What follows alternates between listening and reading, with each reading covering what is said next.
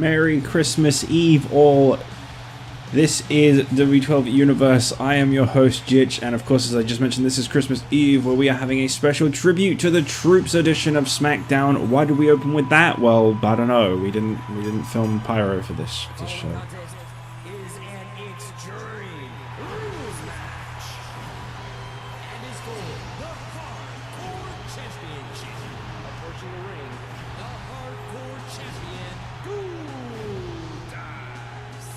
Tonight we're going to be seeing a collection of matches from each brand. We've got the Hardcore Championship kicking things off. Overwhelming successful vote. Husky Harris will be the one to face Goldust for the Hardcore Championship tonight.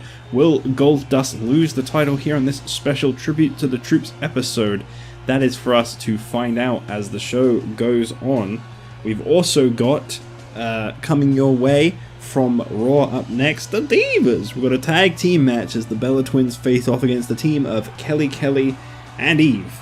And from SmackDown, we will be seeing another tag team matchup, which I'm very interested in, to be honest. Teddy Long has promised us that we are going to be seeing a special Contenders match for the Tag Team Championship, as two teams have undoubtedly topped the rankings, and he wants to see who the better team is. So we'll be finding out more about that later on tonight.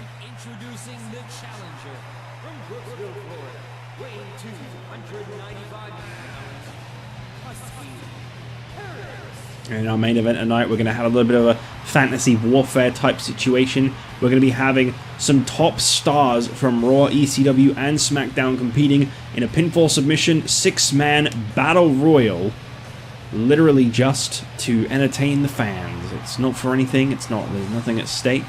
Just going to be some of your favorites from each brand competing in a 6-man battle royal. It'll be 2 from Raw, 2 from ECW, and 2 from SmackDown. As I say, there isn't actually anything at stake. You know, it's Christmas Eve, you know, we want to do something fun, so we're doing something fun. Don't hate, appreciate. We're kicking things off with this title match. Of course, next year will be the New Year's Eve edition of SmackDown, which won't be anything special, admittedly. It will just be the New Year's Eve edition of SmackDown.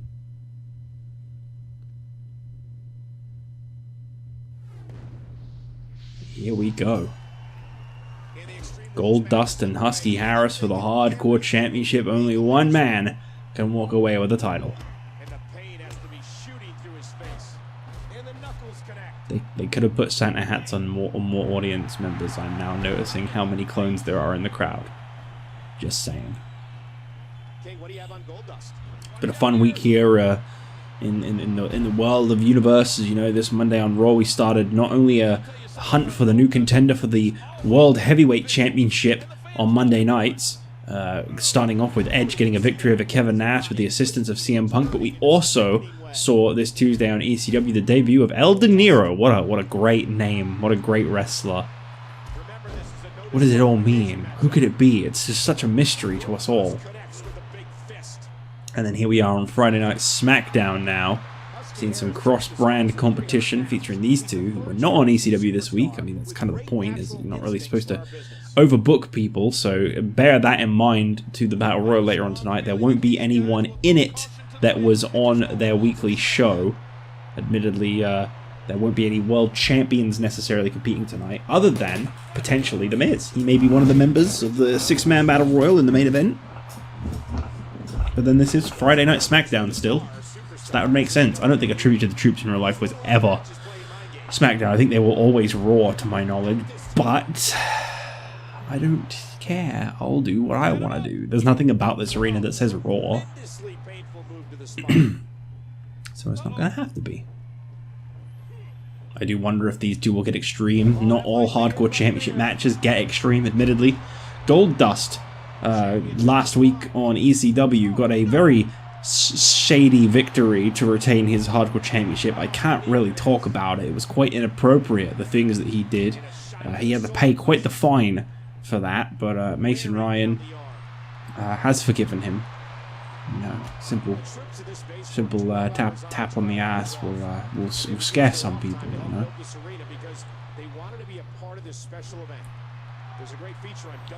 Really strange to see such a bright arena, such a sunny, shiny arena. It really is weird on the eyes. With the championship at stake, you know these superstars will give everything they have to win here tonight. Oh, look out! I'm looking out. Wait, were there fans with like spider legs? What was going on there? Why did they look like they had like spider legs? There's like a human torso and then just 4 really big legs coming out of them. What was that? I need to see that again. Do that camera angle again. All these fans have legs. I can see them.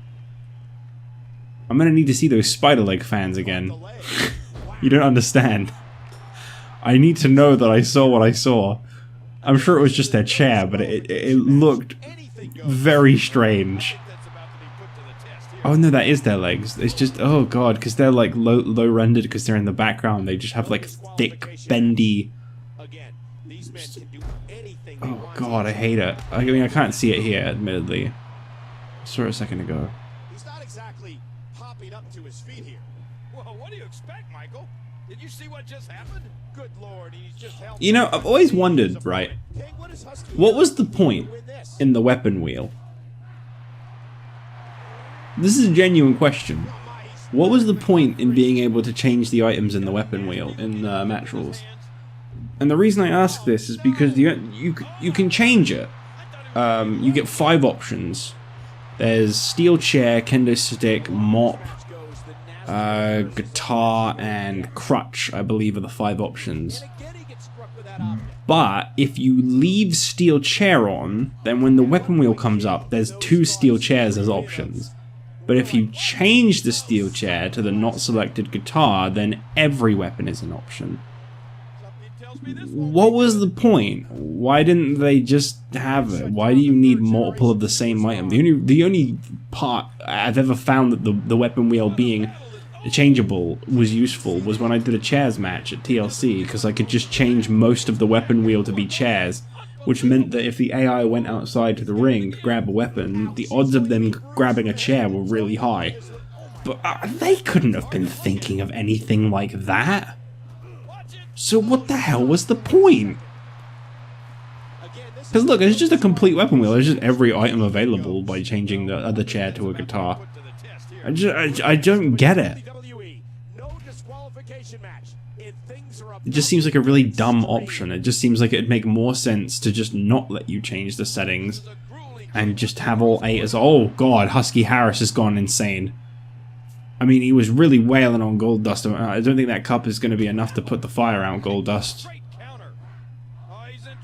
Husky Harris is worrying me, guys.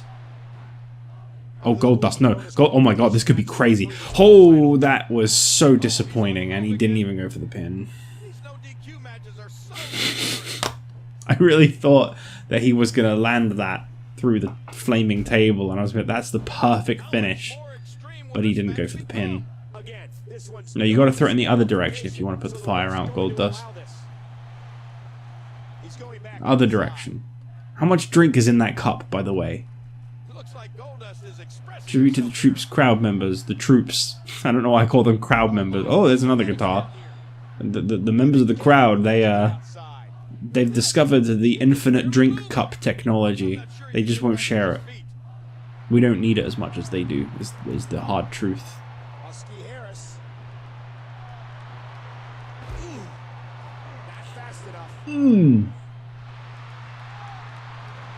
Oh no, he just went head first into fire. And there's a second final cut. I mean, his leg just about grazed the table, so you know that's something. I guess he wants a submission victory. Goldust doesn't want to get a win by pinfall. Oh, that was close. Goldust is just being greedy. He hit his finisher twice and he didn't go for a... Oh, okay, yeah. That makes sense. Don't pin off your finisher. Pin off of driving your shoulder into his knee. Yeah, that makes sense. You should let the AI play the matches more often. They're way more entertaining. They are so entertaining. I love when they do not win with good moves.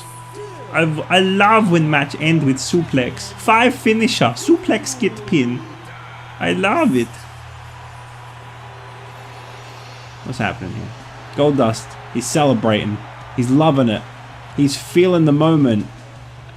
And... oh, what the hell? What the hell are they doing up there? They want their hardcore... Swagger, you're already holding the ECW Championship. Leave the poor guy alone. Swagger and the Powerhouse playing mind games with the hardcore champion. I don't approve of that at all.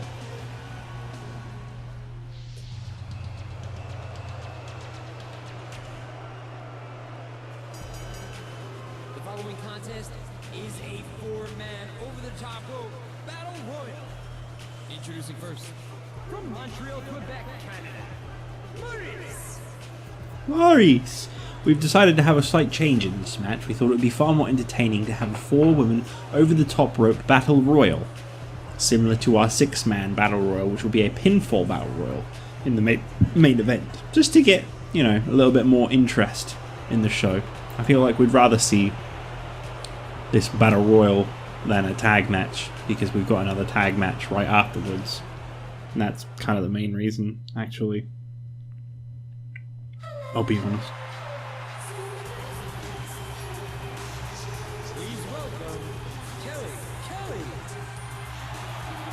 Here comes Kelly. Kelly. It's a battle royal, and they're gonna pick up a victory. At the moment, the women's championship is completely off limits to anyone who wins this, but a little bit of a momentum, a little bit of a victory, never hurts. It's all good. I hate this song. I will always say that. I hate this song. It's horrible.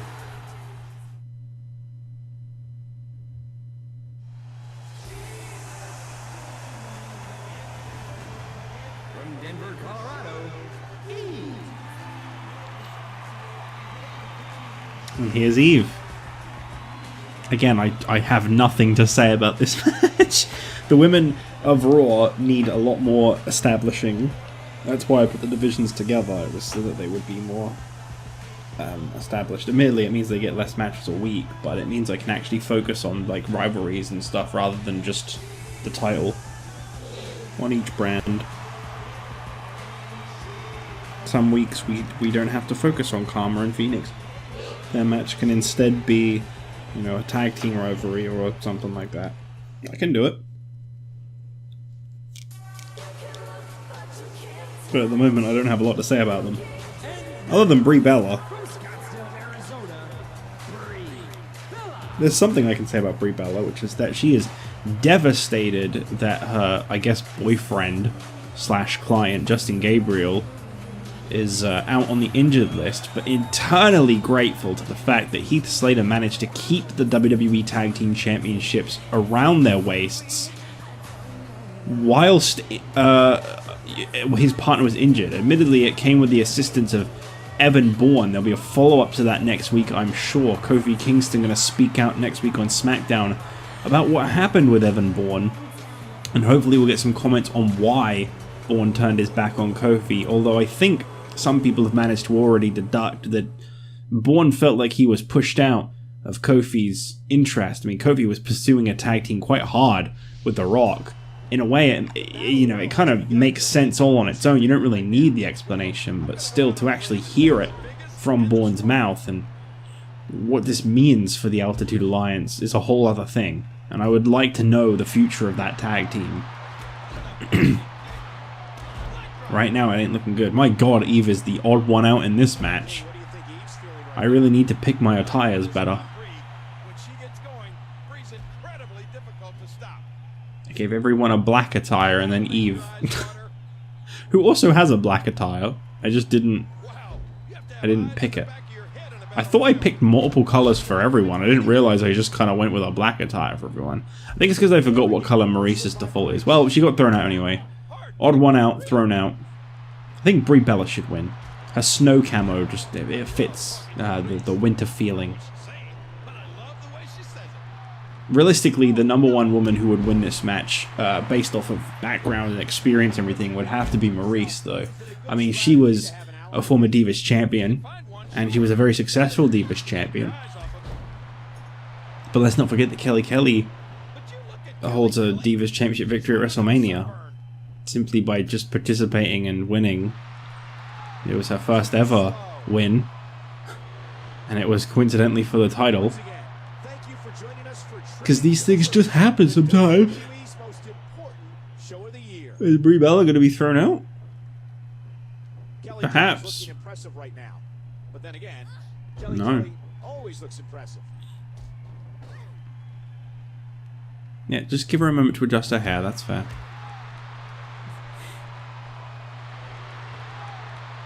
Oh, no. Don't do that.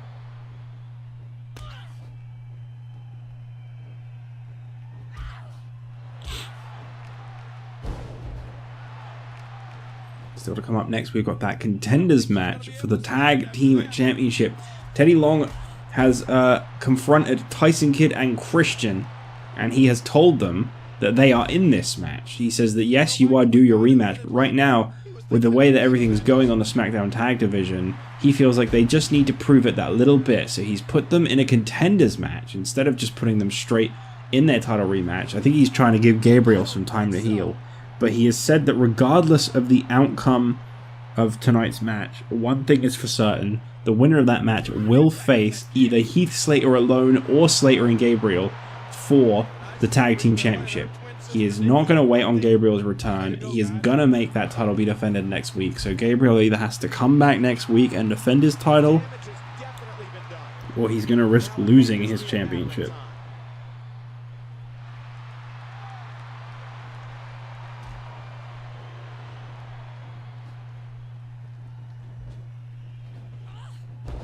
Well, this is awkward. They really don't seem to be grasping the concept of an elimination battle royal. Help each other. No, don't break it up. Help.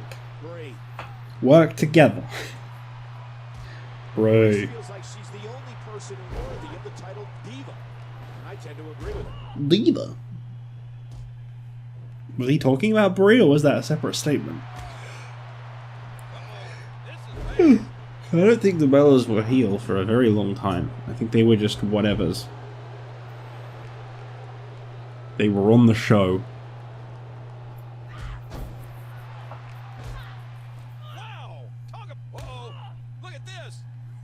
Great. Really good use of a finisher. Well done. Get her out, Maryse. Do it. I believe in you. You can do it. Get Brie Bella out of here. Okay, we're still going with this one. You're welcome, troops. For the love of God!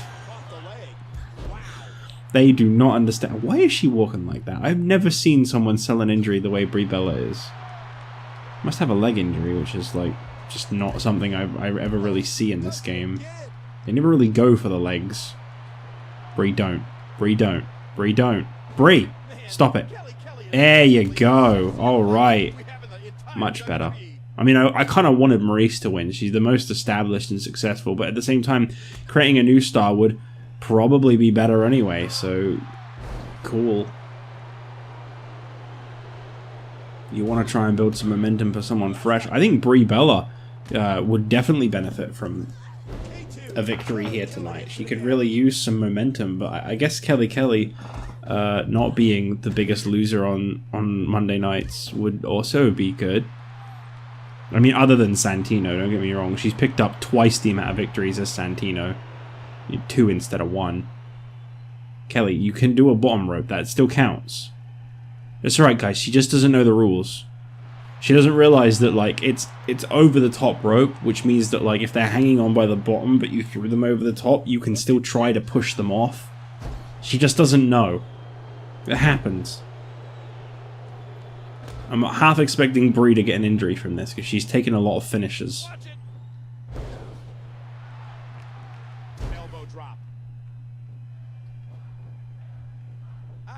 Thought a nice battle royal would be a cool thing to throw in for tribute to the troops. I didn't realize we were going to be dealing with such clueless competitors in how a battle royal works. This is kind of hurting me a little bit.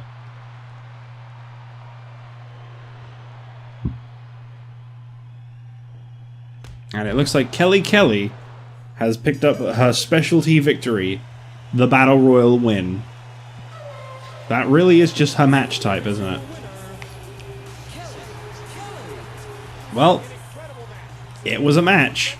Congratulations on the victory, Kelly. Let's see this Contenders match tonight for the WWE Tag Team Championship. Who will be facing Heath Slater and maybe Justin Gabriel next week on SmackDown in the New Year's Eve edition? Will it be Christian and Kid, or whoever they're up against that are apparently undisputably a top contender?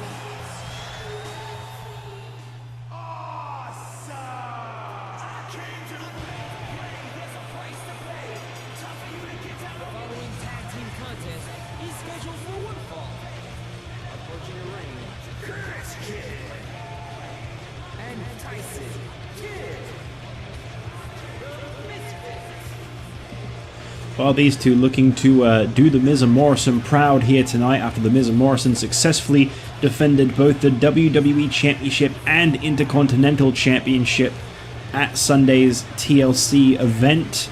They'll both be heading into the Royal Rumble with those championships undoubtedly at this point. But here tonight, Tyson Kidd and Christian look to try and get back what was dropped from the Mizfits, the WWE Tag Team Championship, in this Contenders match. But who are they up against? Who are this top team? Well, I mean, that's true.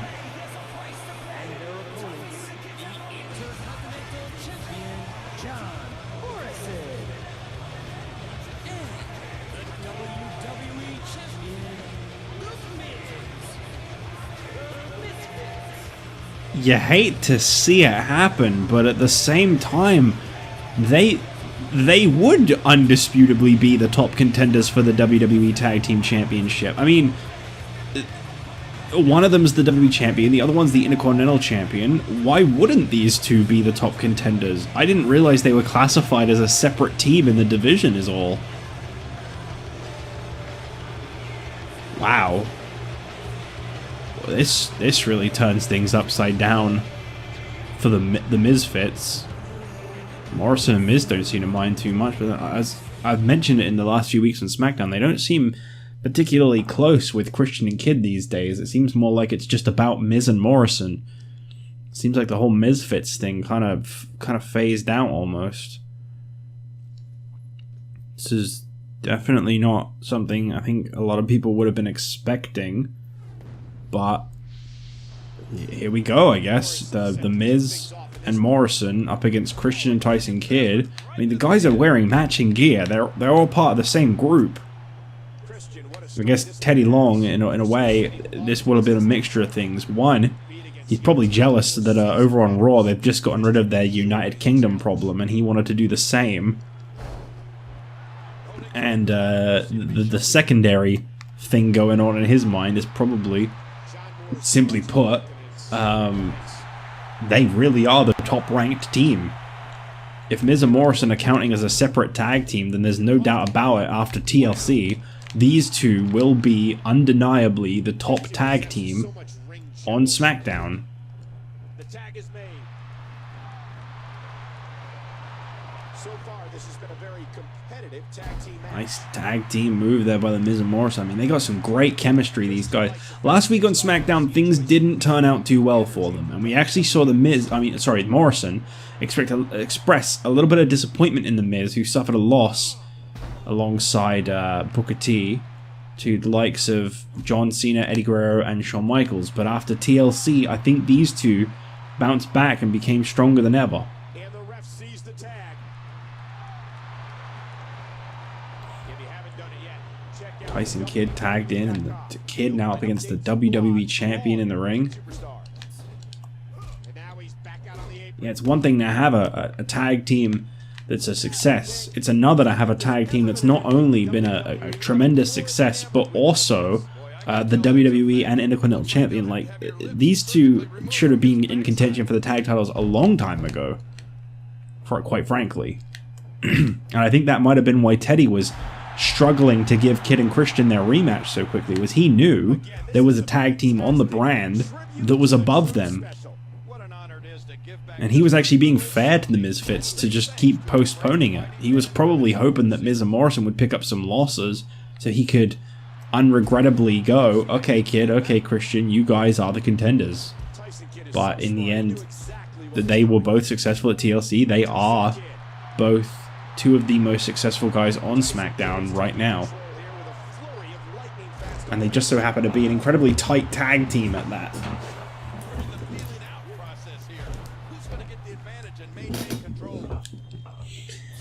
Be an interesting turn of events, you know, if The Miz and Morrison win here tonight. Then, you know, last year, December 25th, 2009, The Miz won the WWE Tag Team Championship whilst simultaneously holding the Intercontinental Championship. And this year, he could win the WWE Tag Team Championship whilst simultaneously holding the WWE Championship, whilst his tag team partner is simultaneously also holding the Intercontinental Championship. Like, it's a hell of a year for The Miz right there, if he can close out the year by winning the tag team titles next year on the New Year's Eve edition. But obviously, first things first, they got to beat this experienced and quite impressive tag team of Tyson Kidd and Christian.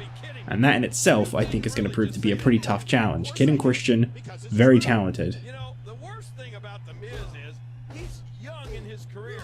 And like it or not, you're not going anywhere, Michael. So now I have to listen to you. Sit out suplex. Probably the next 10 years. It's funny you say that, Lola, because here I am 10 years later and you're nowhere near commentary anymore. And Michael Cole went off The Miz like a year after this run. He went back to being a super babyface kiss-ass commentator. I actually thought Michael Cole made a really good heel commentator. That's an unpopular opinion, I know, but hear me out. People like Corey Graves, I think, are fucking dog shit heel commentators. He sucks so fucking much. He's so bland, he's so boring, and he just kind of says the same dumb shit over and over again.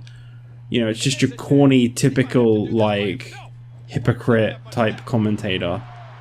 But I thought Michael Cole really kind of like, he kind of channeled like Lawler in like the mid-2000s as a heel commentator. He was such a kiss ass. He was so over the top. You know, he'd yell about it and everything. It was only once they did the stupid rivalry between him and Lawler for Mania 27 that it got obnoxious. But I thought whilst The Miz was champion and like on the rise and everything, and Cole was just this mark for him, I thought that was fucking great. I thought he was great at making Miz that much more obnoxious as a heel, which is the point. Whereas I just feel like someone like Corey Graves is my example. I don't know if he's still a heel commentator. I haven't watched the show in like 3 years. But the last time I watched, he is just so fucking dull. Corey Graves makes me want to hit the mute button. He's so boring as a commentator. Probably like me right now. I don't know. That's just my 2 cents. You can weigh in with yours if you want, but my personal opinion, I thought Cole was actually pretty good as a heel commentator, especially compared to today's heel commentators, which to my knowledge is only Corey. I've not known of another heel commentator other than Corey. In current day, obviously. I've known of like JBL and Taz and all that. Like, I'm talking like the current set. Like, I don't know if NXT even has a heel commentator. I don't even know who NXT's commentators are. As I said, I haven't watched a show in like 3 years. When I stopped doing Universe, I stopped wrestling for a while. Like, I just kind of quit the whole thing. And I literally keep up with it nowadays based off of tweets, talking about the results and the shows from the official Twitter account, and the odd highlight clip here and there. But I've not watched a full match in a very long time, other than stuff I've watched on the network, which is from the 80s, because I was working my way through it, which will take me at least a century. But you know, 1988, baby. I saved by John Morrison there. Look, Tyson Kidd's definitely in a bit of a tough situation here. But then you look at Tyson Kidd in this matchup. Unfortunately, he is the lesser successful member of his team. Christian is a former WWE champion. Oh, out of nowhere. Big move coming. Whilst Tyson Kidd is a former cruiserweight champion. There's no shame in it. I'm just saying, like, I would definitely say that Christian's the biggest. Oh, and there you go, skull crushing finale. It's so weird to see The Miz laying out his own partner like this, but Christian just about managed to break that one up. And now this match is broken down.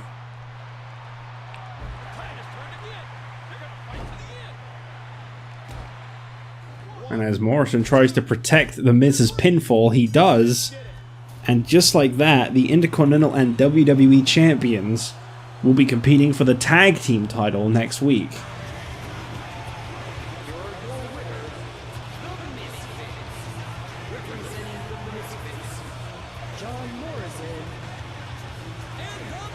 Could we be looking at the most obnoxious outcome possible next week on the New Year's Eve edition of SmackDown? Will The Miz and Morrison be holding all the gold on Friday nights after next week? I dread to think, especially with Gabriel nowhere near ready to come back. The World Champion and the Intercontinental Champion in a handicap match against the single tag team champion. I'm really feeling for Heath Slater next week, because you know what? I don't think Evan Bourne's going to interfere and help Slater next week like he did last week.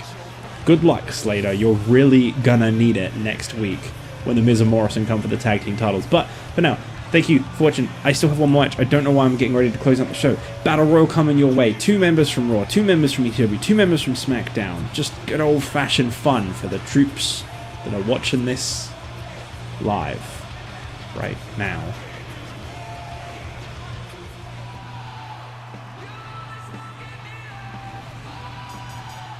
The following contest is a 6-man battle royal.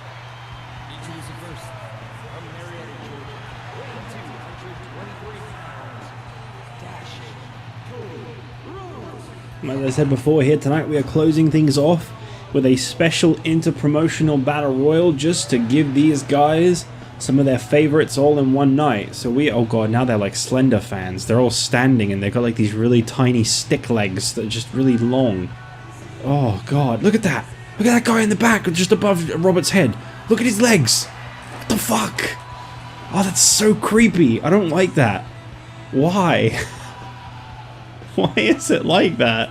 I mean, I know why it's like that. It's just not drawing them in very much because they're background characters, but, you know, whatever. Anyway, Cody Rhodes coming in first from ECW, and it looks like we got CM Punk from Raw. From Chicago, Illinois, weighing 222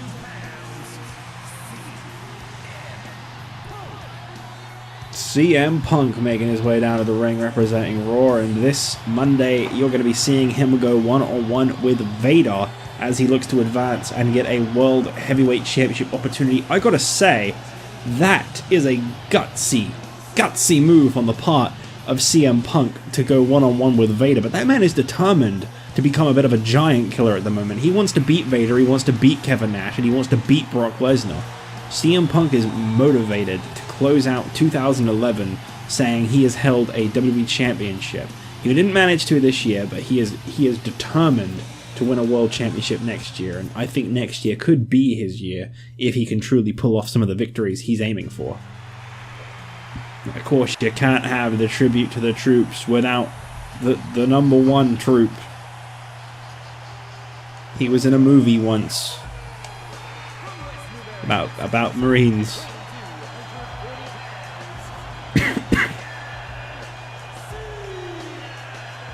That's pretty much the same as serving, am I right, lads? John Cena. You can't see him, but there he is.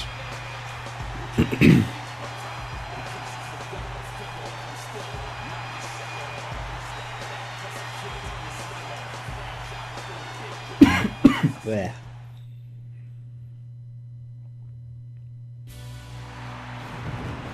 course, ECW's second representative here. Weighing 323 pounds, I mean, no disrespect to ECW, but they didn't actually have a lot of choices, to be honest, in this one. Quite a small roster. Most of them get used on the weekly show. I mean, who was actually left on the list? You had Mick Foley, Arn Anderson. I don't think the other two I can think of. Sin Cara. Should have really had El De Niro in this match, though, instead of Cody. Just a personal opinion. It's really funny because I haven't posted the video yet, so I don't know how anyone has even responded to that. I might be there, like milking this, and everyone's just like, I don't even care. I thought it was stupid. I mean, it's supposed to be kind of goofy. That's the point. So if you found it stupid, you know, congrats. you did what was intended.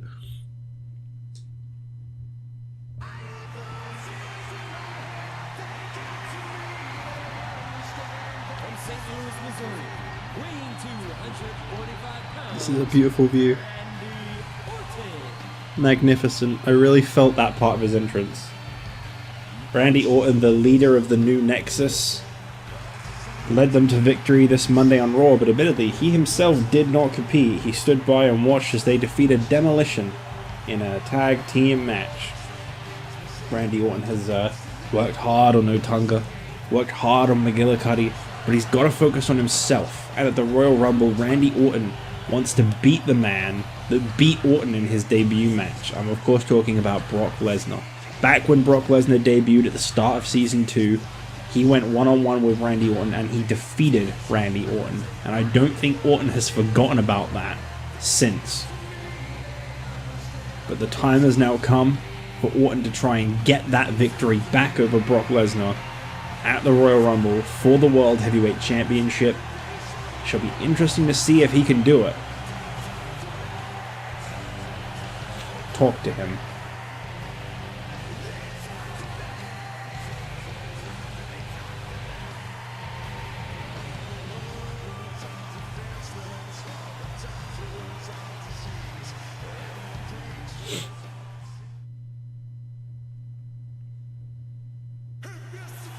And the final participant in this match, the man who's got his sights set on the WWE Championship. Your opponent from Miami, Florida, weighing 260 pounds, I think The Rock broke a lot of hearts last week when he said he wouldn't team up with Kofi Kingston and pursue the WWE Tag Team Championship, but you gotta look at the grand scheme of things. The Rock is onto something.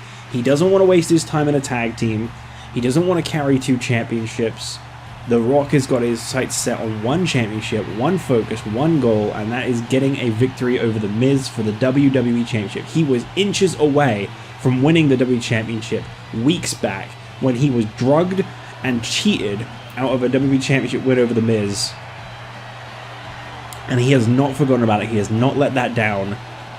And he needs a one-on-one opportunity against The Miz without Brie Bella there tainting him, without Justin Gabriel screwing him over. He's gotten Gabriel out of the scene. He's injured Gabriel. Gabriel is nowhere near him and the WWE Championship right now. So now it's time for The Rock to finally shift his focus back to where he once was, and that is a World Championship match. I think at the Royal Rumble, it could very well be The Rock who gets that shot at The Miz. But we gotta wait and see what happens. Right now, we're enjoying just this inter-promotional matchup as we got former enemies Cody Rhodes and Randy Orton naturally going against each other. Former enemies CM Punk and Kane of the Rebellion naturally going against each other, and two SmackDown superstars who want the WWE Championship in John Cena and The Rock naturally going after each other. There's actually a lot of first attacks there that made a lot of sense. That was a pretty satisfying start to the match. I liked that. We know Cena's going to have his sights set on the WWE Championship. He's been wanting that title back for some time now. He wants to make it spin again, guys. He wants to make it spin.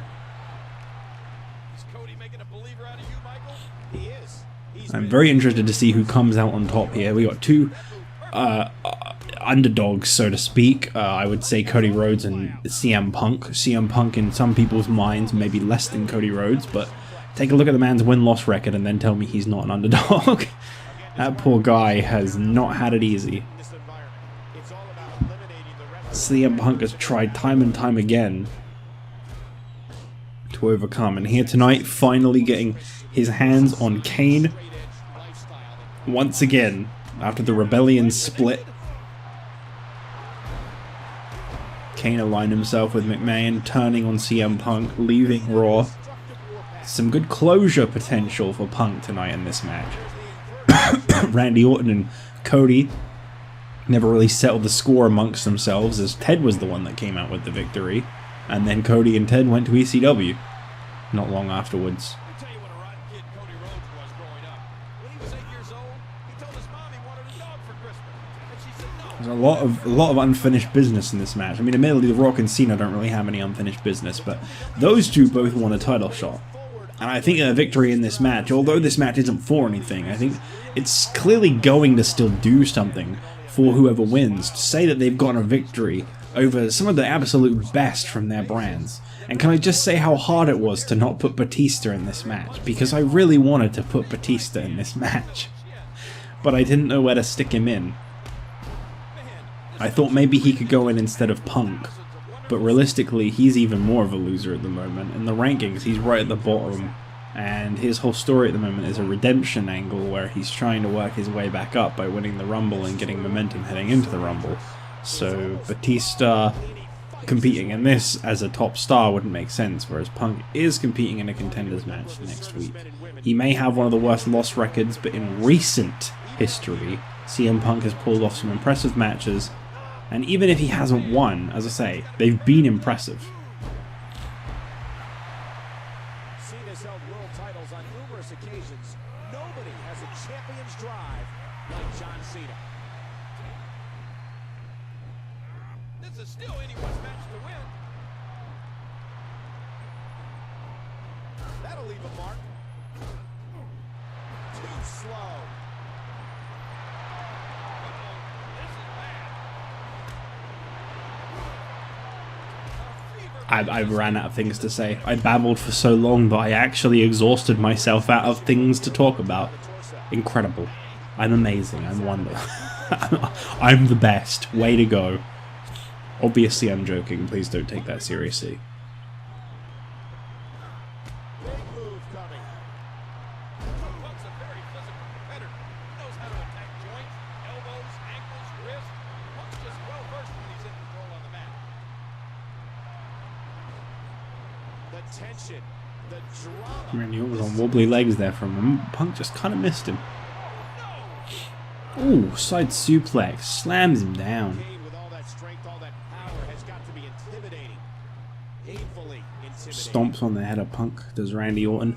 Of course, Randy Orton and CM Punk have a lot of history. They were the starting superstars of Friday nights when SmackDown first began. It was CM Punk and Randy Orton. Main event every week, baby. Every week. John Cena came here tonight to battle. John Cena came here looking for a fight. I'm so curious to see who the first guy eliminated from this match is. As you see, there is no time limit on this match. They can go as long as they need to, as long as we have a winner and no one gets glitched in any corners. Looking at you, Randy. Don't do it. Cody Rhodes has a serious mean streak in him.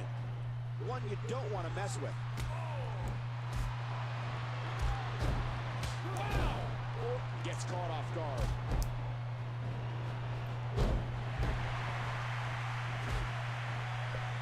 Ooh, I just can't believe we're officially on the road to the Royal Rumble, which is the beginning of the road to WrestleMania. We're there now. We're hitting the big time.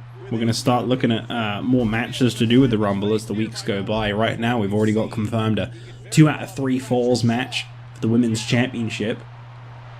Beth Phoenix versus Karma. I think the perfect match card would consist of Kofi Kingston versus Ricky Steamboat for the United States Championship. I think that'd make a great opener.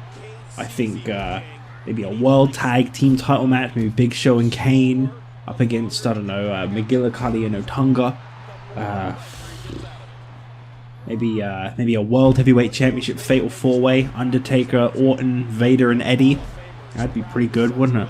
A WWE title match that I can't remember. I think it's like Batista versus Punk or something like that, or like Michaels versus Punk, or Punk versus someone. If anyone doesn't know what I'm doing right now, I'm making a reference to the first Universe episode I ever made 8 years ago. I still remember most of the match card. Triple threat match for the women's title, Karma, Michelle McCool, and Alicia Fox, if I'm not mistaken. And of course a Royal Rumble won by The Miz. No. Wanted to be won by The Miz, but lost after like 18 eliminations and then Ed won. That's right. That's right. And he did a really big stretchy man as he got in the ring, if I'm not mistaken. Yeah, I still remember. I mean, you don't forget, you know. It was 8 years ago. But I don't forget, because it ended up being such a big thing. Why wouldn't I forget? I mean, why would I forget? That's what I meant to say. Cena's got Punk covered. He's had him covered for quite some time. And unfortunately, it's Punk who's out first. He was kind of one of the underdogs, looking at the size and stature and everything to go about everyone else in the match. And I'm surprised Cody is still in this.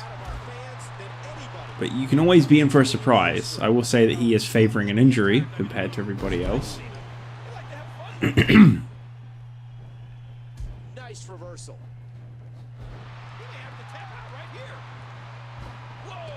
Kane, signature drop kick of his. Kane's enjoying himself now. Cena. Oh, Kane. Oh, he's got Cena. Choke slamming him straight to hell. And okay, Cena. He just had to do it. His brains have been absolutely scrambled.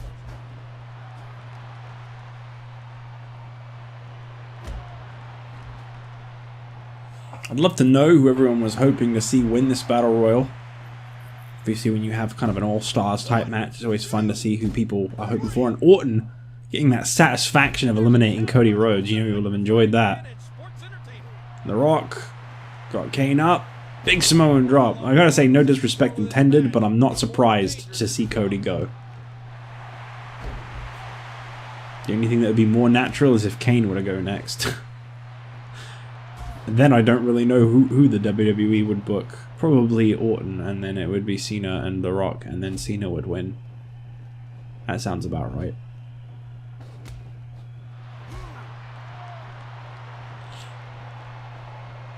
Oh, Cena is favoring injury. I think Kane did some severe damage with that choke slam. I mean, the way Cena flipped after getting hit with it, there's no softness about the way Kane drops someone. That's for sure. Rock going for a cover here. Is that injury from the chokeslam enough? Yes! Holy damn. John Cena is out. You don't see that every day. And Kane going for another one of those devastating chokeslams on Randy Orton. And like, what is it about people not selling the chokeslam? I mean, I know exactly why they don't, but it's just poor Kane, man. Guy's showing off what a freak of nature he is, and no one's letting him have his moment. Imagine Kane winning this. I don't know what that would do for ECW's credibility. Especially a guy that McMahon has treated like garbage.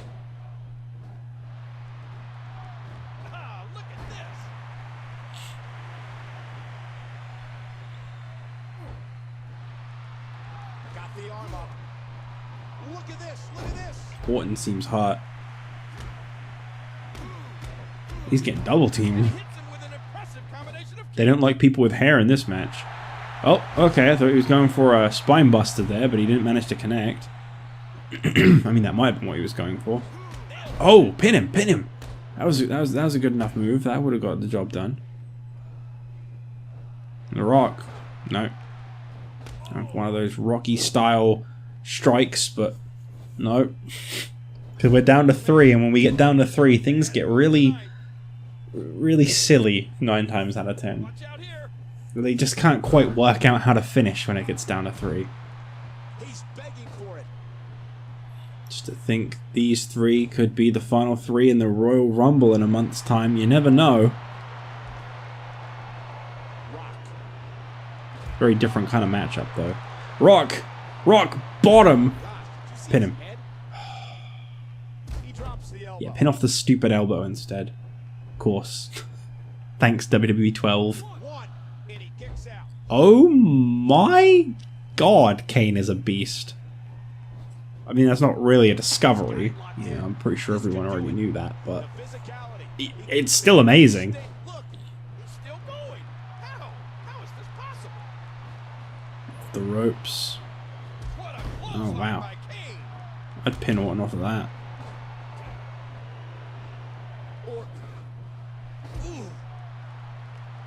Orton. Did you listen to this crowd show their appreciation for these amazing competitors? We're in the feeling out process. Randy, so cagey, so crafty. Orton and Kane just going back and forward. That hand had a lot of force. Rock just kind of getting ignored. Rock. Oh, he forced his way in there. Oh yeah, the finishing move. That wins matches, that move. 1, 2. See, I told you. It's all about shouldering out the knee. That's how you win a match. Fuck finishes. Big neck breaker by The Rock. And he's going to go for an underwhelming pinfall victory. 1, 2. Yep. The Rock Who needs finishes? Those are dumb. Finishes are dumb. Shaky leg stomp is the way to win. Well, if there's anything that's going to help back what I was saying about The Rock wanting that momentum and wanting a WWE title shot, take beating 5 of the top stars from all 3 brands. That ought to do it.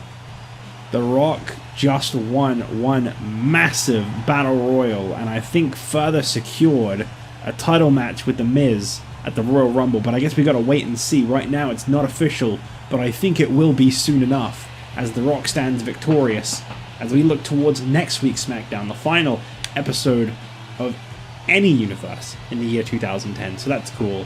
And for now, I'll see you guys this Monday for the last Raw of 2010. The year is finally coming to a close. Bye-bye.